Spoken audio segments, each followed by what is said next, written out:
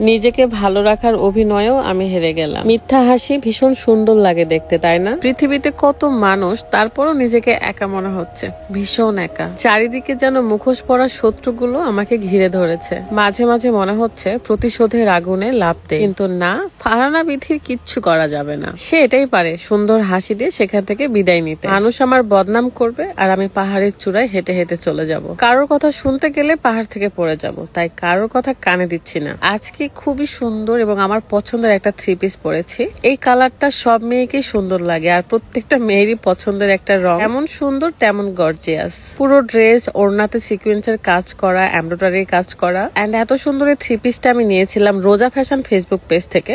পেজটা আমি ভিডিও ডেসক্রিপশনে দিয়ে রেখেছি। শুধু যে এটা তা নয়, অনেক সুন্দর সুন্দর কালেকশন রয়েছে, আপনারা ভিজিট করলেই বুঝতে পারবেন। রোজা ফ্যাশন মিডিয়া জগতে এখন মোস্ট পপুলার হয়ে গেছে, কারণ এখানে এত সুন্দর সুন্দর কালেকশন, সবাই শপিং করে। এন্ড আজকে আমরা একটু নদীতে ঘোরাঘুরি করব। সুন্দরবনে আমার খুবই ভালো লাগে, কারণ নিরিবিলি একটা জায়গা, একদম ভরা নদীতে আমরা নৌকা নিয়ে যাচ্ছিলাম। যদিও বা রাতের বেলা করে দেখি ভাটা হয়ে যায়, আবার ভোরবেলা পানি দিয়ে ভরে যায়। সো আমরা যেহেতু সিজন শেষে এসেছি, তাই পানিগুলো তেমন একটা ভালো ছিল না। তবে রাতের বেলা অনেক ভালো লাগে, আকাশ ভরা তারা, সাথে থাকে জ্যোৎস্না। আর দিনের বেলা গরম।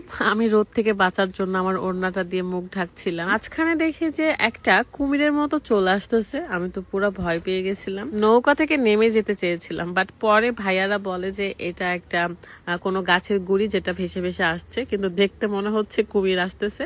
যদিও বা আমরা জানি যে এই নদীতে কুমির থাকে, তাই জন্য একটু ভয় করে। যেহেতু সুন্দরবন, এখানে এ ধরনের প্রাণী থাকবে খুবই স্বাভাবিক। একটু একটু ভয় পাচ্ছিলাম, কারণ বৈঠা দিয়ে নৌকা বইতে হয়, অ্যান্ড ভরা নদীর পানি, বুঝতেই পারছেন, ভয় পাচ্ছিলাম। তারপরও ভালো লাগছিল। একটু পরে দেখি যে গাছে বানর ঘুরে বেড়াচ্ছে। মানে সুন্দরবনের এগুলোই আসলে সৌন্দর্য।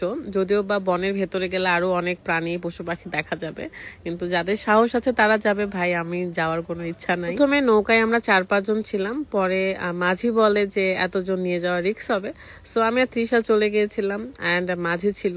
এই 3 জন মিলে বেশ দূরে গিয়ে ঘুরে ফিরে চলে এসেছি। এই দেখেন, বানর গাছের উপর বসেছিল, এন্ড আমি তাকে হাই হ্যালো করতেছিলাম। আমাদের এই বাংলাদেশটা অনেক বেশি সুন্দর, যদি আপনি ঘুরে দেখতে পারেন তাহলে বুঝতে পারবেন। সবাই যে যার মতো করে নৌকা নিয়ে ঘুরতেছিল, এন্ড আমরা অনেক মজা করতেছিলাম।